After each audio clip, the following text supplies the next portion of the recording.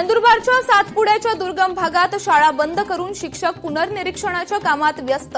विद्यार्थ्यांच्या शिक्षणाचं काय असा प्रश्न उपस्थित। मोबाईल नेटवर्क अभावी आदिवासी बांधव मोठ्या अडचणीत। नागरिकांना रेशन घेतल्यानंतर पावती काढण्यासाठी चक्क नदी ओलांडून उंच टेकडीवर जावं लागतंय।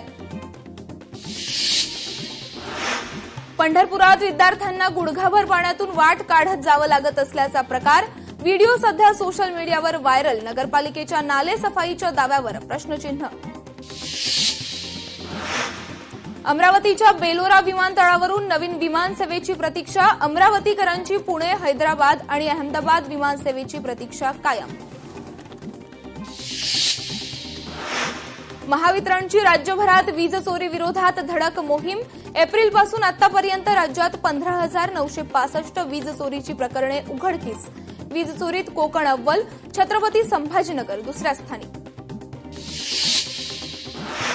कोल्हापुरात पाणी पुरवठा आज बंद राहणार। बालिंगा सबस्टेशनच्या मुख्य वीज वाहिनीच्या दुरुस्तीचं कामकाज होणार। सोनिया गांधी आणि राहुल गांधी यांच्या निषेधार्थ धुळ्यात भाजपचं आंदोलन। राष्ट्रीय गीताचा अवमान केल्याचा आरोप। राज्यातील शाळांमध्ये अन्न बनवणाऱ्या संस्थांना FFSAI नोंदणी आवश्यक।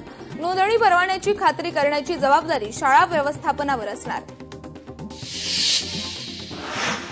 शाळांनाही FDA परवाना बंधनकारक। विद्यार्थ्यांना मिळणाऱ्या पोषण आहाराच्या वितरणावरून नियमावली। UGC नेटच्या 3 विषयांची परीक्षा रद्द। इंग्रजी, वाणिज्य आणि समाजशास्त्र विषयांची 9 आणि 10 सप्टेंबरला फेरपरीक्षा होणार। NTA कडून नवं वेळापत्रक जाहीर। अकोल्यात मध्यरात्री 64 खेडी पाणीपुरवठा योजनेची मुख्य जलवाहिनी फुटली। लाखो लिटर पाणी वाया, घरात शिरलं पाणी। कंत्राटदार आणि प्रशासनाच्या ढिसाळ नियोजनामुळे खोदकाम करताना मुख्य जलवाहिनी फुटली। मंडळांना गणेश मूर्तीची माहिती देणं बंधनकारक। पालिकेच्या अर्जात मूर्तीची उंची, POP आणि विसर्जन तारीख नमूद करावी लागणार।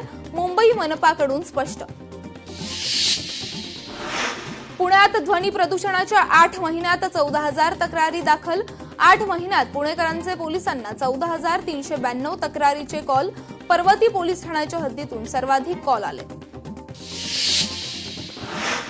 साताऱ्यातील पाटण, कोयना, महाबळेश्वरमध्ये पावसाचा जोर वाढला। नदी नाले तुडुंब भरले।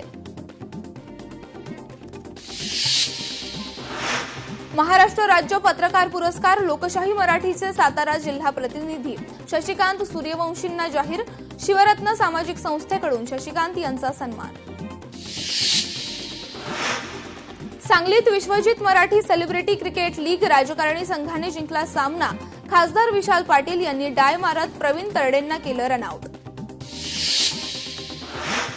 नागपंचमी निमित्त भिवंडीतील नाग मंदिरात महिलांची प्रचंड गर्दी। नागदेवतेच्या पूजेसाठी महिलांची मंदिरात सकाळपासूनच लगबग सुरू।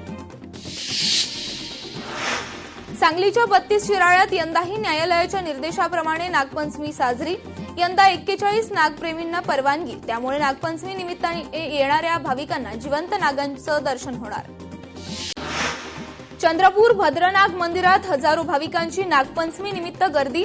भद्रावती शहरातील भद्रनाग मंदिर राज्यातील एकमेव नागाचं मंदिर। 1146 मध्ये जीर्णोद्धार झाल्याचा इथं आहे शिलालेख।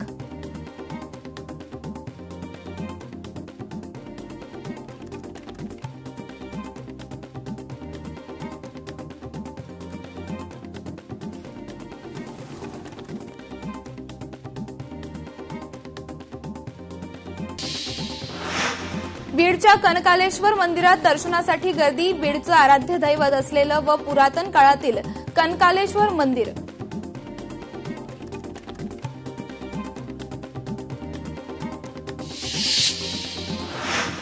यंदा बेलपत्रासाठी थेट दुप्पट पैसे मोजावे लागतायत। 10 रुपयांना मिळणारा बेल आता बाजारात 20 ते 25 रुपयांना मिळतोय। धाराशिवमध्ये शिवमंदिरात भक्तांची दर्शनासाठी मोठी गर्दी। पहाटेपासूनच अभिषेक, महापूजा करण्यासाठी भक्त शिवमंदिरात दाखल। अमरावतीच्या राजकमल चौकात श्री कालभैरव बाबांचा भव्य दर्शन सोहळा, आमदार रवी राणांची उपस्थिती। यावेळी त्यांनी भगवान शिव तसेच श्री कालभैरव बाबांचं विधिवत दर्शन घेतलं। श्रावण महिन्याच्या पहिल्या सोमवार निमित्त सोलापूरचं ग्रामदैवत